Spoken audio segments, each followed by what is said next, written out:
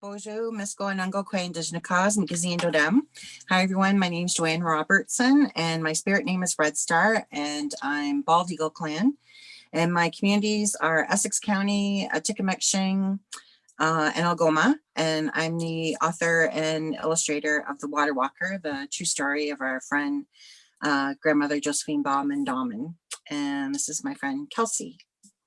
Hello, everyone. So happy to be joining with you. I'm Dr. Kelsey Leonard, as was introduced earlier.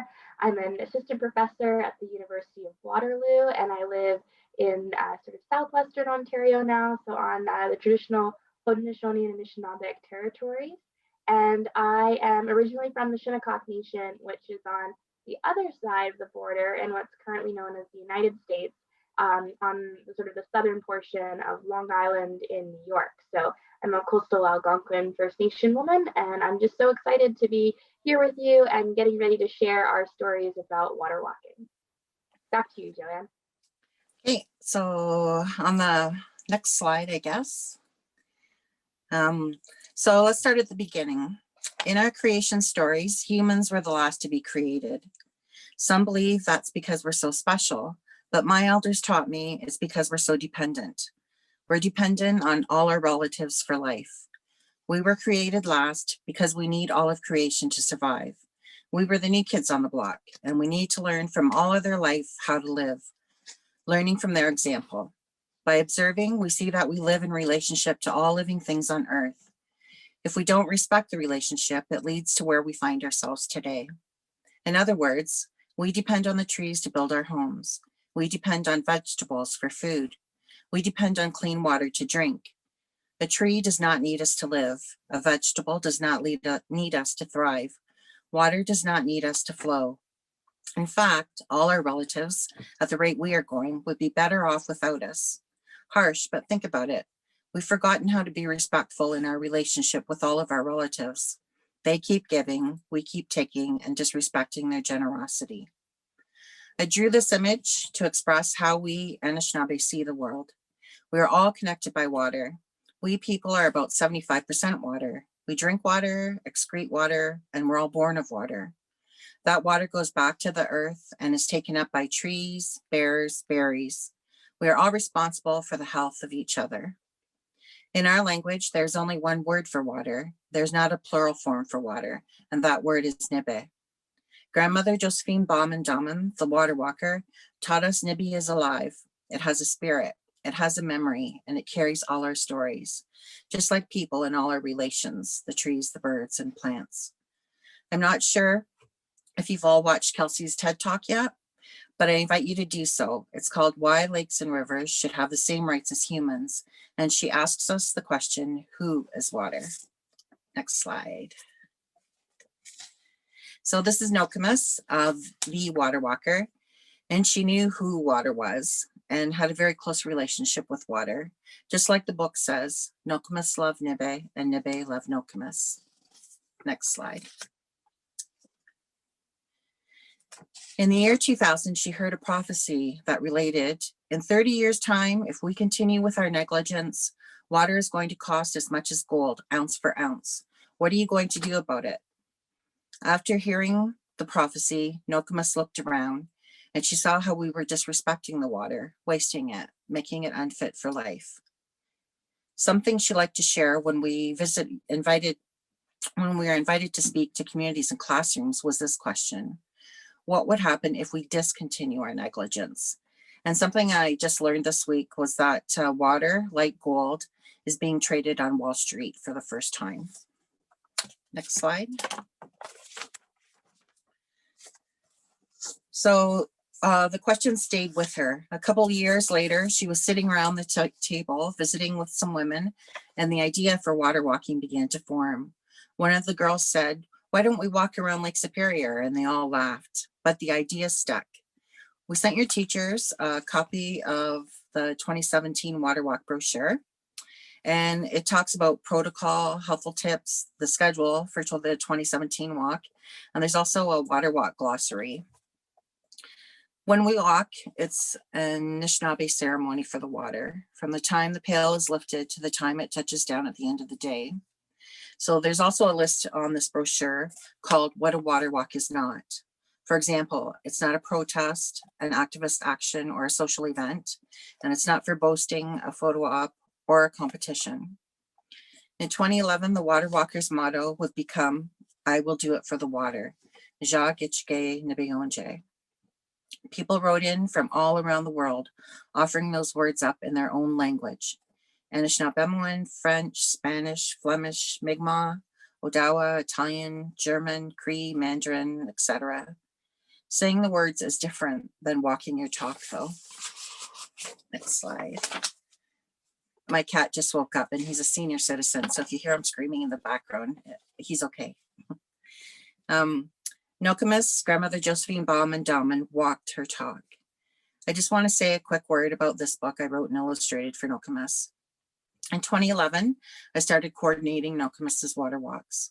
From my desk at home, I scouted ahead for accommodations, food, laundry facilities, more walkers, feasts, drugstores for Band-Aids, and Tim Hortons locations. I used Facebook to get out their immediate needs. In 2011, I introduced Spot, the GPS unit on the water pails, seen as the orange dot on the side of the pail in the book. I worked in the background, helping the water walkers as best I could. Nokomis did her last big walk in 2017.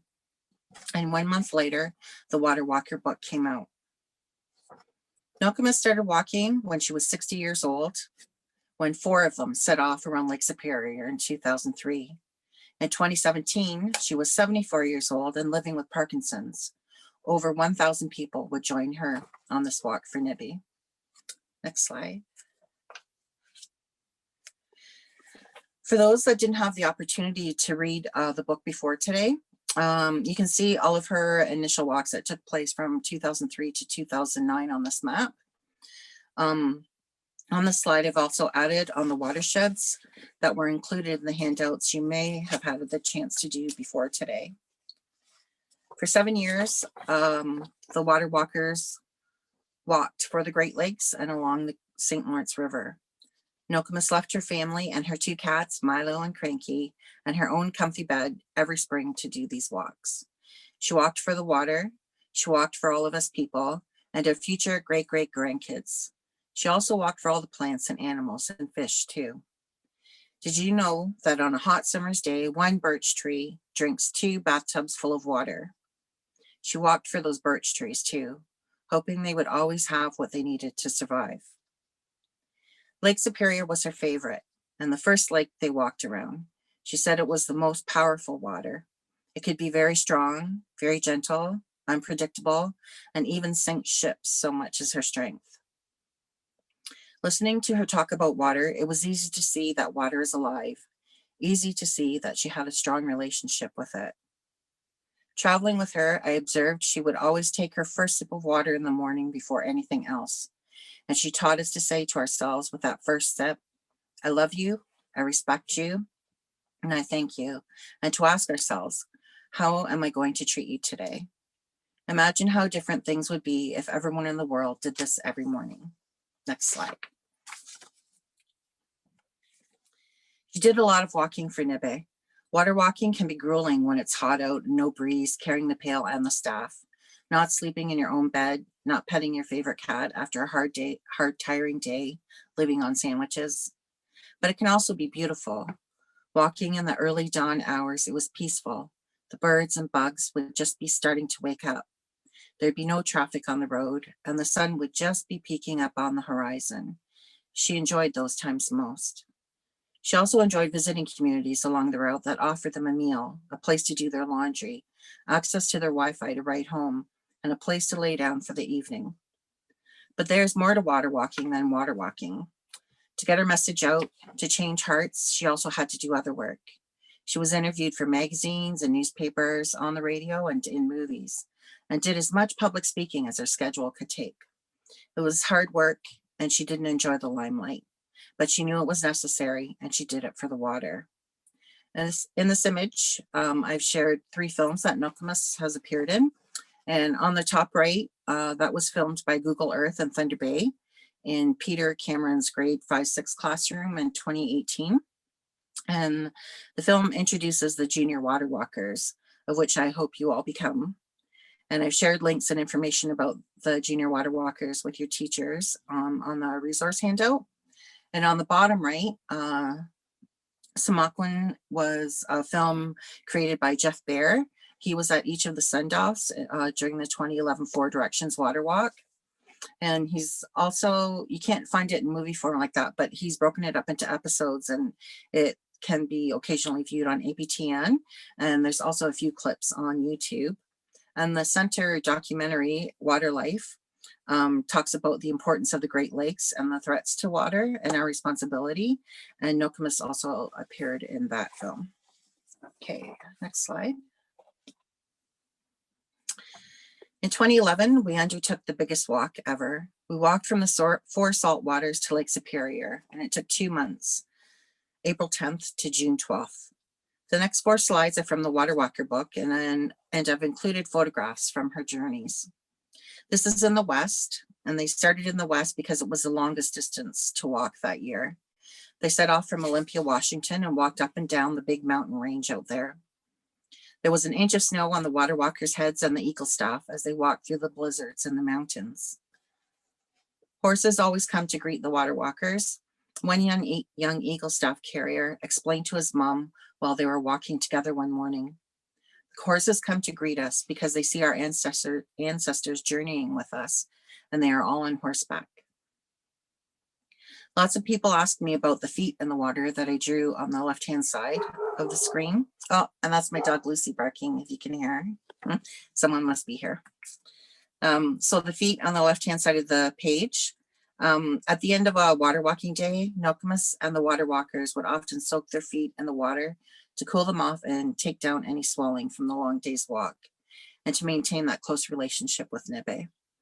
There was this one time that she told them not to soak their feet in the water. They were walking around one of the Great Lakes, and the water in the water pail was very heavy to carry. She told the walkers that there was something wrong with the water. It was sick, and not to soak their feet in the water that evening. She learned a year later that that heavy water had something to do with the nuclear power plants that were on that lake shore.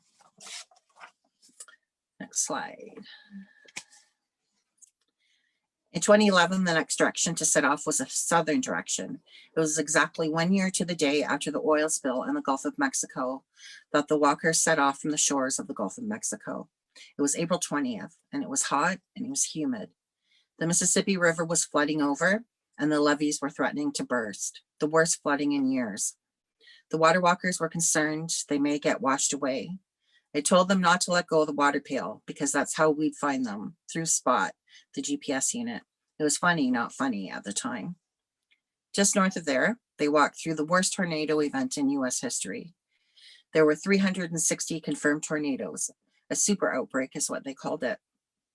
The water walkers were safe and continued to walk, but those of us watching Spot live online and the weather reports coming in were shaking and worried for their safety. I had one water walker that was driving south through the tornadoes to get to the walkers. She called me with updates, and I will always remember the determination and fear in her voice as she called in her updates. Sharon Day, the lead walker, told me they walked through sunshine that day.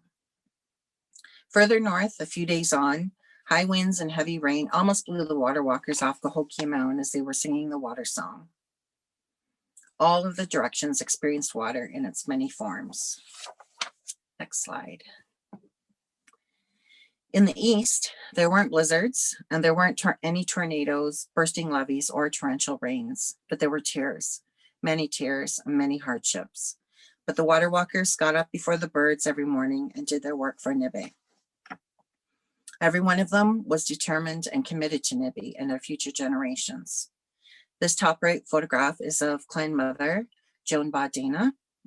Nokomis was very close to her in the east. And the bottom right photo is of the picture rocks in Machias Port, Maine.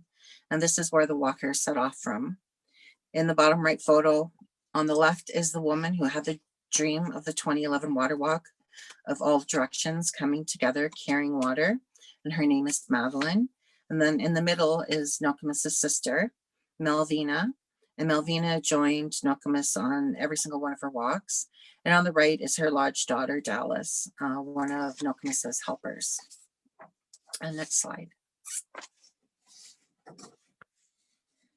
It took the water walkers a bit to get to the north.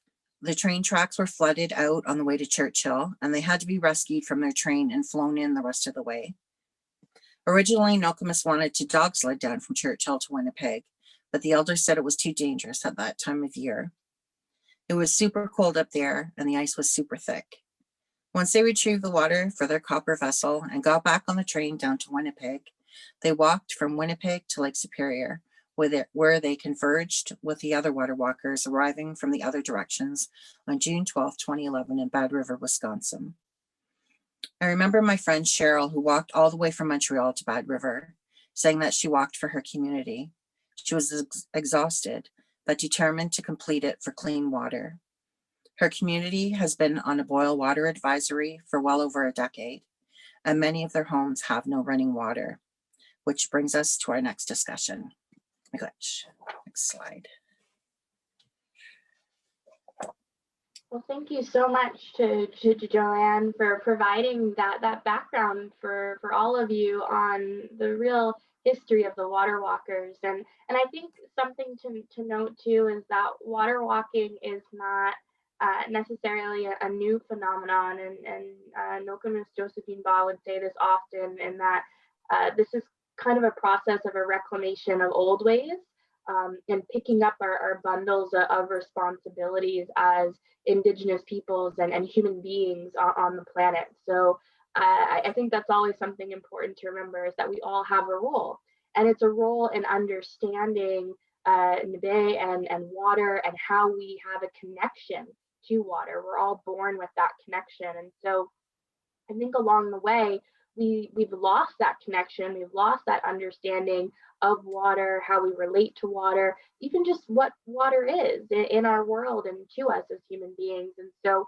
because of that disconnect that's happened in our world, we're starting to see something globally that we call water insecurity, or oftentimes is referred to as a water crisis, where there is not enough water, both in quantity as well as quality, to meet the daily livelihood needs of human beings. So that means that you don't have enough water to bathe in, you don't have enough water to brush your teeth, you don't have enough water to make sure that you're washing your hands to prevent against COVID-19, or even just not having enough water to drink so that you can sustain yourself, right? Water is one of the essential elements that we need as human beings to be healthy and to live healthy lives.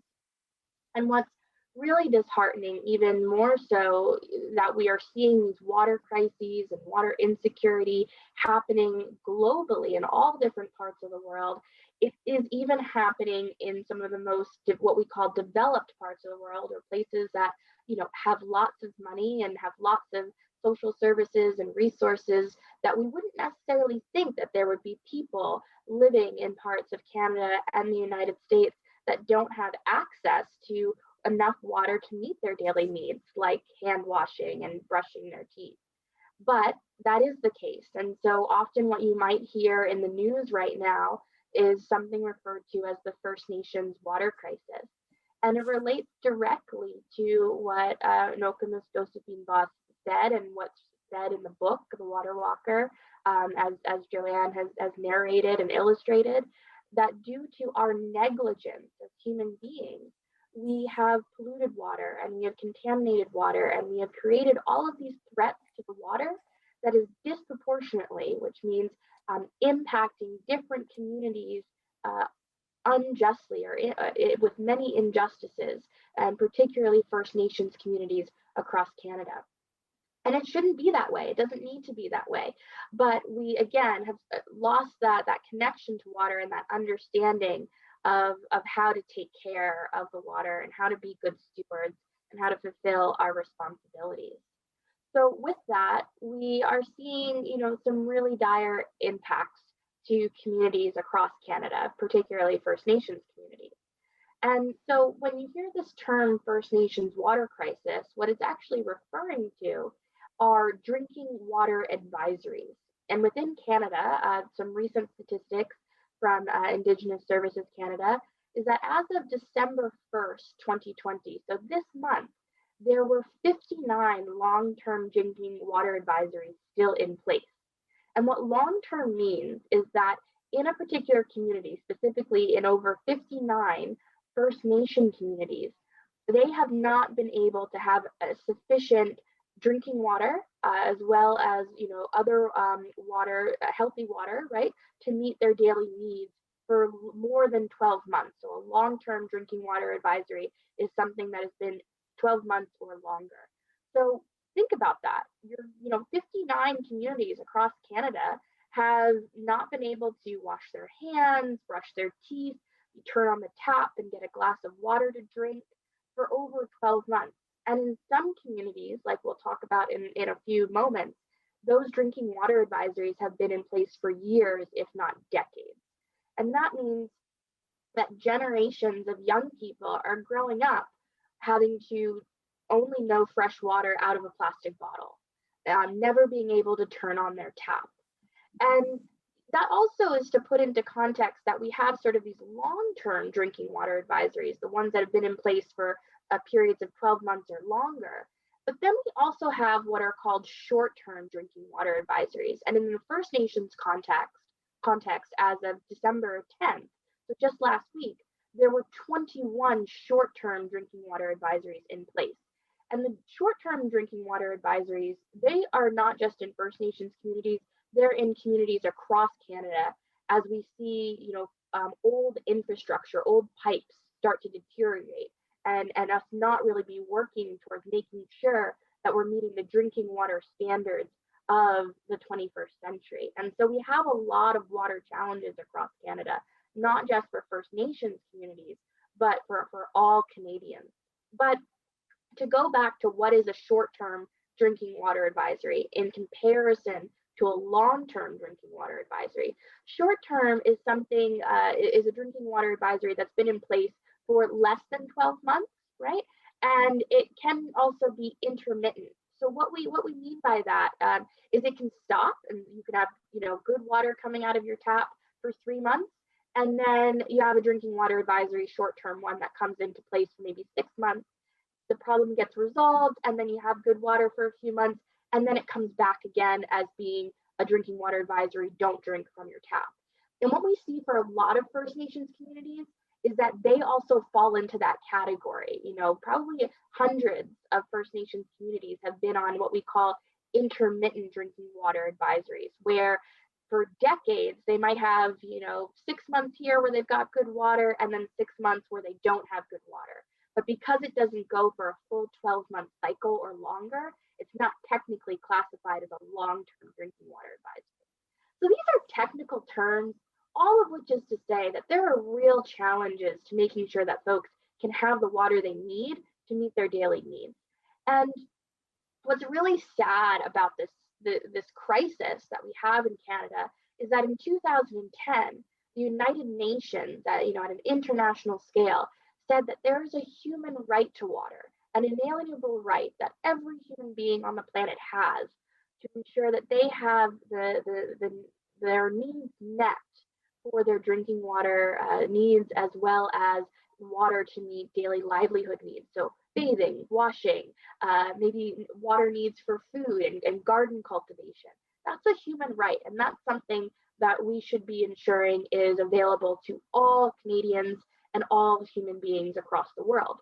But we still have a long way to go. And from an Indigenous perspective, it's so frustrating and sometimes very harmful to our communities to have gone generations without having access to clean water, because it is so much a part of our cultural identity and how we understand our roles and responsibilities to our non-human relations and our animal relatives and our fish relatives. And one phrase or knowledge that's often shared in our communities is that water is our first medicine. We're gifted certain medicines throughout our life, and when we are nurtured in our mother's womb for 9 months, we are held in water, and that water nurtures us. And then when we're birthed onto this planet, we also enter through water's breaking.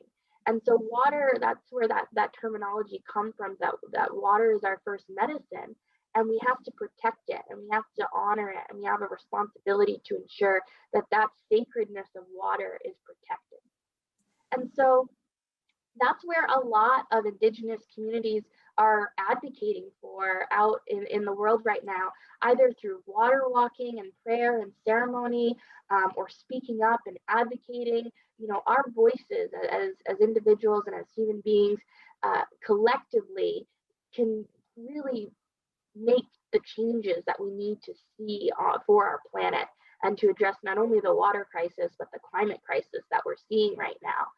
Some of your schools may even have had the climate strikes happening, and you might be hearing a lot about those climate strikes of youth leaders, and I think that's important too, is to know that as a young person you have a voice, and it's very similar to a lot of the voices that Indigenous peoples have been activating in recent years, to say that, you know, water is a human right. We're not terrorists for wanting clean water, and we're not protesters for going out and defending the water. It's about being protectors and really understanding and fulfilling those roles of responsibility to stewardship and conservation that we were given in our birthright of being brought onto the planet.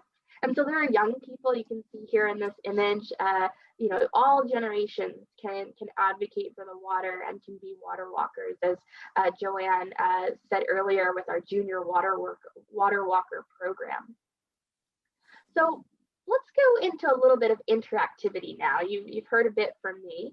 You can either answer this question through sharing your responses in the chat box, or if you'd like to unmute yourselves and share your video or sound, you're welcome to do that as well.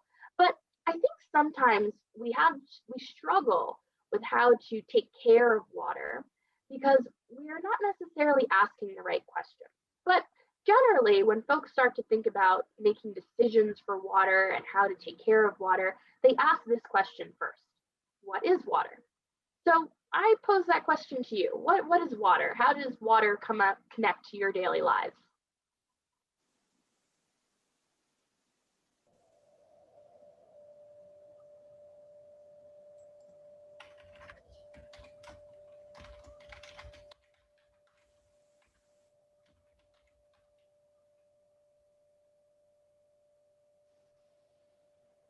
So we've got some folks typing into the chat box, which is great. Water fuels me, yes. So again, that essentiality of water, that we need it to live. Cleansing, yep, there's definitely some cleansing properties to water.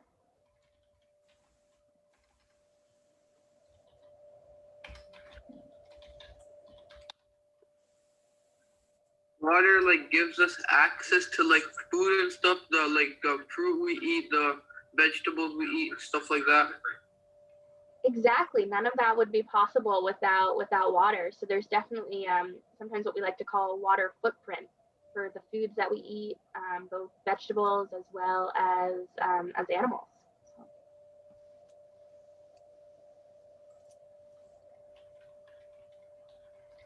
We've got something in the box. Scientifically, it is hydrogen and oxygen. Yes, so H2O. We definitely have the elemental components of water. Another person said that water is what we need to live. Definitely. Well, and sometimes too, along, you know, some other answers that we will get in response to this question are, well, it's a lake or a river or the ocean, and it is all of those things. Water is the center of everything in our life, another person said, and if there is no water, there is no food. So there is this usefulness of water, definitely for human beings. It also manifests itself in different ways. Sometimes we focus on the liquid aspects of water, or the liquid state, but it also is present in clouds and in snow, and you know, rain is a part of that. So we think of the whole hydrologic cycle as really constituting how we should understand water. And even in doing that, we start to think about water as so much more expansive than just something that comes out of the tap when we turn it on. But sometimes, we're really focused on trying to answer this question of what is water, because we really are thinking of it as maybe a commodity, or again, something that is only useful to humans. So we place kind of this extrinsic value on water of what does it offer to us as humans, instead of maybe just seeing and asking the question of what does water offer to itself? How does water exist in and of itself, potentially with its own rights and personality and ability to come into relation with us and conversation with us? And so in thinking about it that way, some other folks, a lot of it really smart indigenous elders around the world, often ask the question, who is water? In the same way that you might have someone ask you, oh, who is your grandmother? Who is your sister? And in asking that question, you start to describe characteristics of that person. Oh, well, my sister is a teacher, and she loves to go for long runs, and we have great conversations about Pokemon. And that really starts to create this whole picture, holistic picture of who your sister is. And that is what we need to be doing when we think about water and some of the massive water challenges that we face around the world. We need more than just the surface picture of water of, oh, well, it's rain, or it's this watering hole within a desert, or it's a cloud formation. Yes, it is all of those things. But what else is beneath the surface? And that's where you have to ask, who is water? How is that water thriving, existing, flourishing? How is it threatened? How are those things being stopped or encumbered? What are the obstacles to that water really being able to be healthy and thriving? And if we start to ask those questions, that's when we really can start to address some of these big global crises that we're seeing in our world. And so my next activity for you is to kind of think about your own water story, because the water has a story, and you have a story of how you relate to water in your daily lives. So we have a few questions for you. And again, you can feel free to unmute and join the conversation live, or you can type into the chat box. And we'll just kind of go question by question, taking a little bit of time. And then we'll be sure to move on once we've kind of hit a good point of discussion. So the first question I have for you is, what stops us from drinking water, or potentially stops you from drinking water? Have you ever had a moment of hesitation of, oh, I'm not sure I should drink that? And what caused that feeling for you?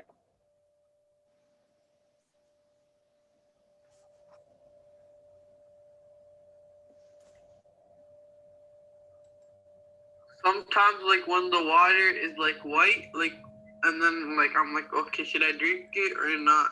Or should I just pour it out? Yeah, that's a great reference point. So, and I see in the chat box too, we've got some similar statements around when the water is dirty. Well, then we kind of have to sentence diagram. Well, what does dirty usually mean to us? Well, usually some folks have said in the chat box, oh, well, if it's cloudy, or as you said, if it's kind of, white and murky, maybe if there's a bit of muddiness to it. And with muddiness, we say, okay, well, that might, from a scientific perspective, we're saying, oh, there's probably some sediment. The cloudiness is, we call that turbidity. And so you see these things, and that sort of links to your brain of some type of association with dirtiness, or there might be something not necessarily right with the water, or that might be unsafe for you to drink. Now, a little bit of turbidity and sediment every now and then doesn't necessarily mean that the water is unsafe. We've also kind of over the years been conditioned to think that water should look a certain way because of the way in which water consumption and our water services that have evolved over the past century have conditioned us as a society and as Canadians to say our water should look like this, and if it doesn't, then it's probably not healthy. And in some instances, yes, that's accurate, and in others, there's a little bit of flexibility. Just kind of going over to the chat box, we can make sure we get everyone's comments here. If the water has anything physical appearance that is off-putting, if it has things in it, if it tastes odd, if it's given to us by someone we don't know, also when it's warm. So these are great. This is great feedback and great notations of how you kind of process your understanding of when water is safe and when it's not. I think it's important to know too that your understanding of when water is safe is also a socialization process. So what I mean by that is there are processes by which you have been instructed or learned over time what is safe and what isn't safe.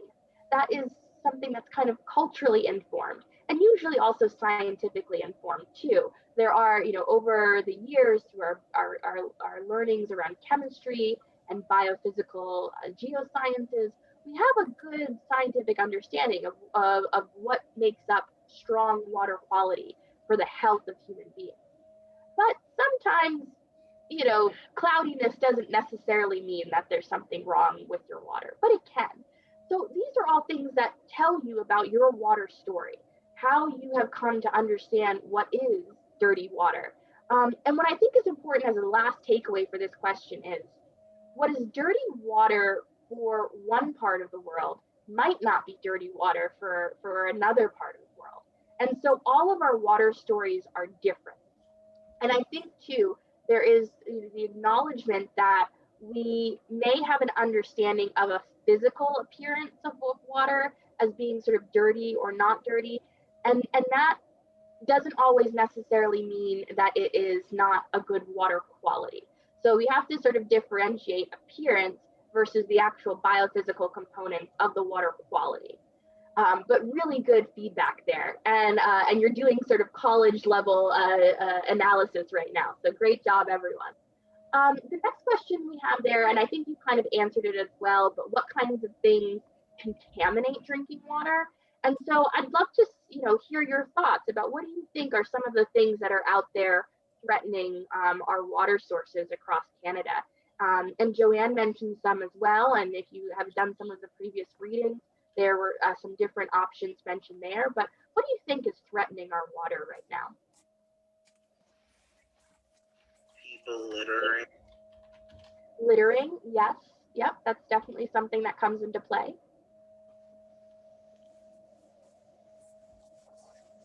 Bad chemicals entering the water. Chemicals, yes, that is definitely a concern. Like industrial and like things like from farms, like what's pesticides and stuff like that. Yes. Wash into the water. Yeah, that's a fantastic point. So agricultural, industrial waste, definitely. Pesticide runoff is what we call it. But yes, things like bleach and litter in the chat box is what we have. Yep, those are great examples. Paving over wetlands, that was a good one. I almost missed that one. Oils, yeah, so potentially our dependency on fossil fuels or other types of fossil fuel industries having an impact on water, definitely. Well, and I think one of the things I will highlight there, these are all great answers and definitely true answers. And there are a multitude of other instances and ways different waterways are threatened. And I encourage you all after today to learn more about the local waterway or waterways in your part of the world, the waterway closest to your home, and find out, its health and find out about some of the threats that water is facing. Because it's going to be different for all the different parts of the world that you are in, and even parts of Ontario, right? So there are, some waterways in the GTA are going to have different challenges and threats than waters that might be in sort of the Guelph, Waterloo, Kitchener area. So definitely important for you to find out what are some of the local threats to your water. But one of the ones that was mentioned that I want to highlight is around litter, and particularly plastics. So we have a really huge problem both in the Great Lakes and in our oceans with plastic debris. We often call it marine debris, and one aspect of that is plastics. Both microplastics, so really, really tiny little particles that are often hard to see, but come through in the clothes that we wear that might have a lot of microplastic fibers, that then get washed out through our laundry system, into our waterways and into the Great Lakes, but also through our consumption, through the types of plastics that we use in our everyday lives.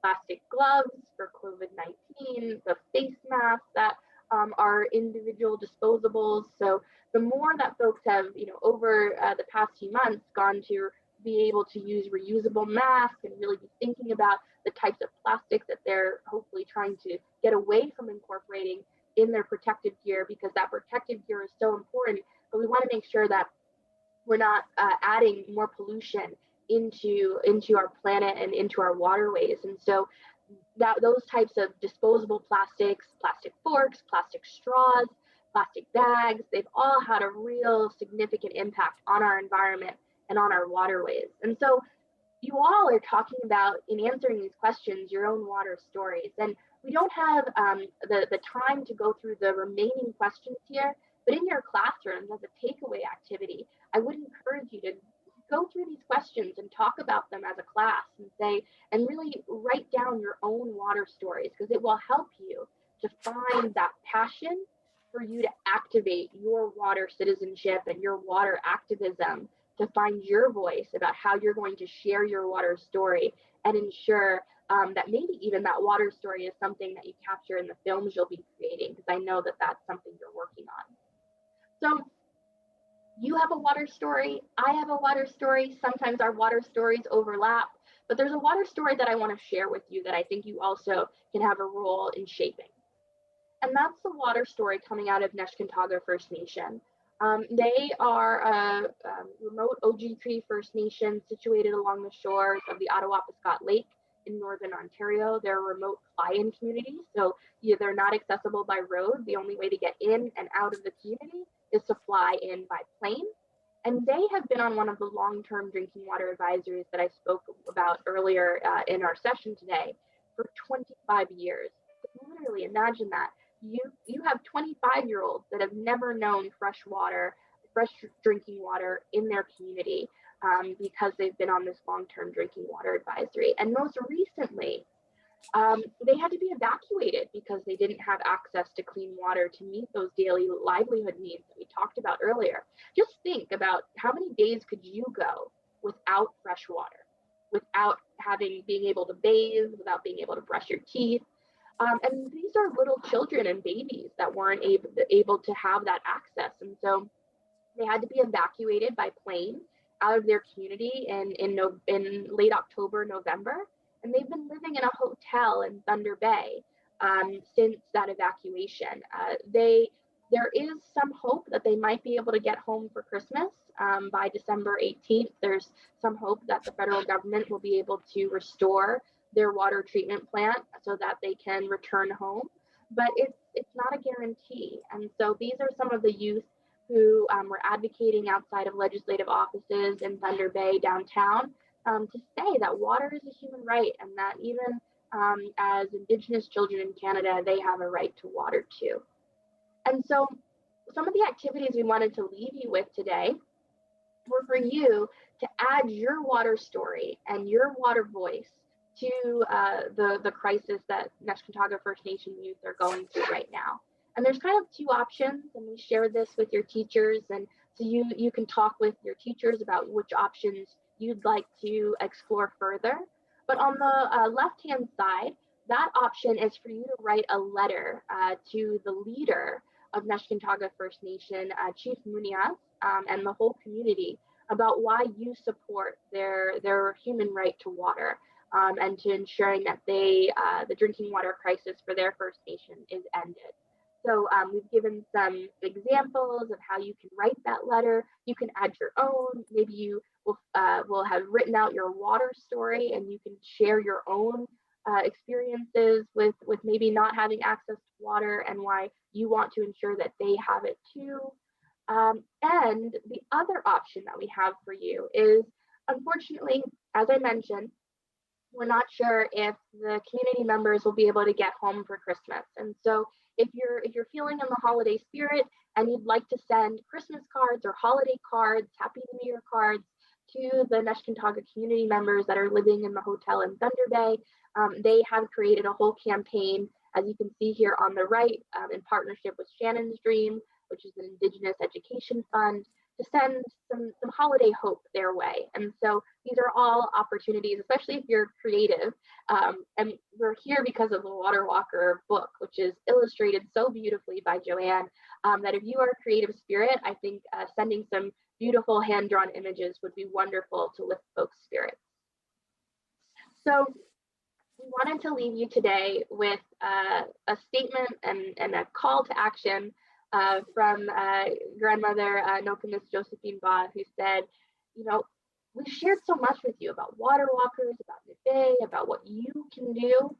So what are you going to do about it? We hope that you will, feel empowered, feel charged to take up your own water story and put your voice to action. And there are so many folks that are doing that right now, and you all can be water protectors. You can do that through prayer and ceremony, through having conversations with your family or in your classroom, and just learning more about what are some of the water threats to the waters in your part of the world. And there are great folks that are already doing this, right? So you can start your own maybe junior water walker program, have a satellite at your school, or you can lend your voice to other communities who are fighting for clean water right now, like Neshtantogga First Nation. There are also Indigenous communities throughout the Great Lakes that are fighting to protect the Great Lakes from Line 5 and Line 3, which are oil pipelines that have potential threats to the water. So again, some water activities for you, in addition to lending your voice there. You can also write a letter to Prime Minister Trudeau. We've sort of created this little water vessel, a cup for you to fill in with your name, your school, what traditional territory you now live on, and the watershed that you share. And write to Prime Minister Trudeau about why you believe First Nations youth and children like you also deserve clean water, and why water is a human right. So there's so much that you can do to understand that water is a living relation, to connect to water, to ensure that water maintains itself and is able to be healthy and thriving just like you. So hopefully now you have some ideas of how to answer Grandmother Josephine Ba's question about what are you going to do about it. And you want to say, Miigwech, thank you, Tabutni. We're so happy to share this knowledge with you today.